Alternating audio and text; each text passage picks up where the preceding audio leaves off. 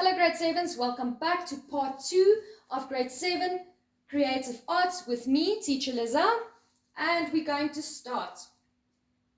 So with week 2 we're going to do creative arts and music again together. My disclaimer, the work to be done during this PowerPoint and video presentation covers the work for term 2 for creative arts in grade 7 by Miss Lizelle Wilkinson. All information is original content. These lessons will be done in a lot of parts or short videos. All of the YouTube videos that I refer to in this PowerPoint video, which I have created for you, has been set up on a separate list that I have sent to your parents and or caregivers. Please go and watch the videos, as you will then understand the work that I'm explaining to you better. I can unfortunately not put the videos in this PowerPoint video due to copyright. I have also put the links for the videos, if any, in the description box of this video below. I am the HOD of Arts and Culture at VTA School, and if you have any questions, please feel free to ask your parent and or caregiver to send me an email on teacherlizelle@gmail.com.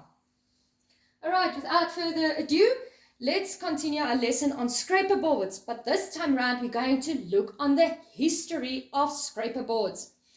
Modern scraper boards originated in the 19th century, which is the 1800s, by the way, in Britain and France.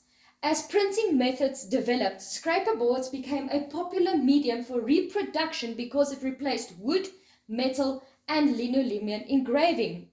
It allowed for a fine line appearance that could be photographically reduced for reproduction without losing the quality of the image. It was most effective for use in single-color books and newspaper printing. From the 1930s to the 1950s, it was one of the preferred techniques for medical, scientific, and product illustrations, or a picture of a product, or a picture of a scientific experiment, or something that was found out. During that time period, Virgil Finlay made a very detailed illustration, often combining scraperboard methods with traditional pen and ink techniques and producing highly detailed artworks. In the more recent years, it has made a comeback as an appealing medium for editorial illustrators of magazines, graphic novels, and one-of-a-kind pieces of fine art displayed in galleries and museums internationally. There are a few examples of just black and white scraperboard art.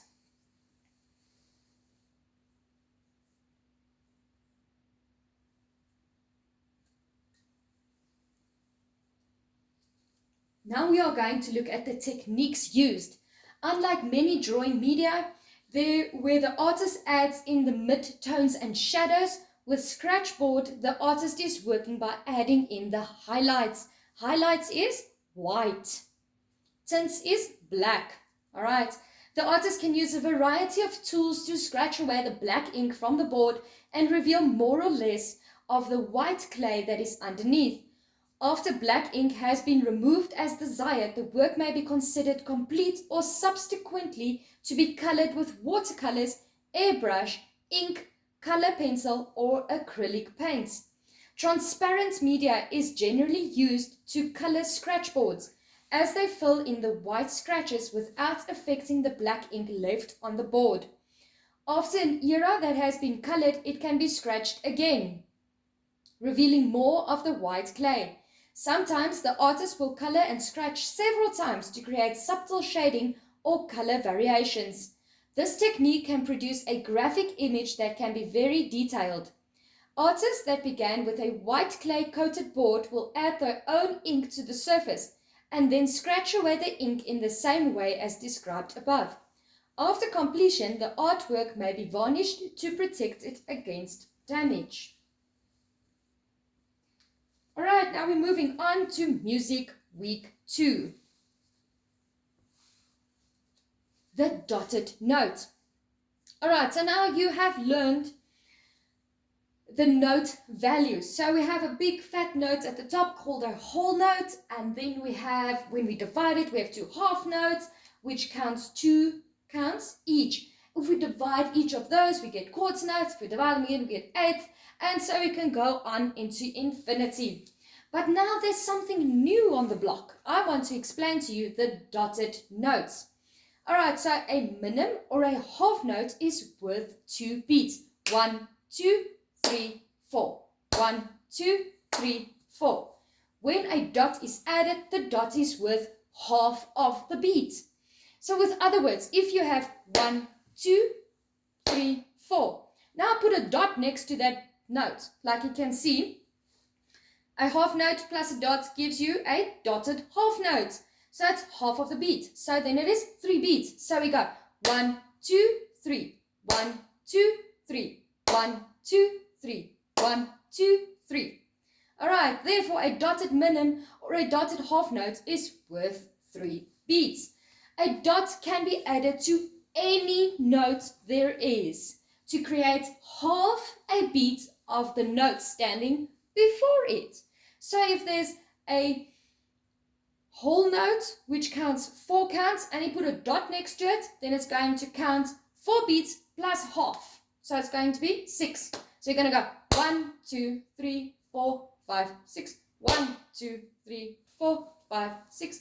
But you don't actually hear it. Therefore, you rarely get a whole note which is dotted. Most dotted notes only start at half notes. Right, moving on, there is a quarter note with a dot. So then it is 1 plus a half of the 1. So then we have 1.5 beats. So just before you count 2, you count 1 and 1 and 2 and 3 and. So that and is the dot in it. Alright, so a crotchet or a quarter note is worth 1 beat. When a dot is added, the dot is worth half of the 1 beat. So 1.5. Therefore, a dotted quarter note is worth 1.5 beats. Like you can see at the bottom, the piece of music that I put in there, for you, it says 1 and 2 and 3 and 4 and. 1 and 2 and 3 and 4 and. 1 and 2 and 3 and 4 and.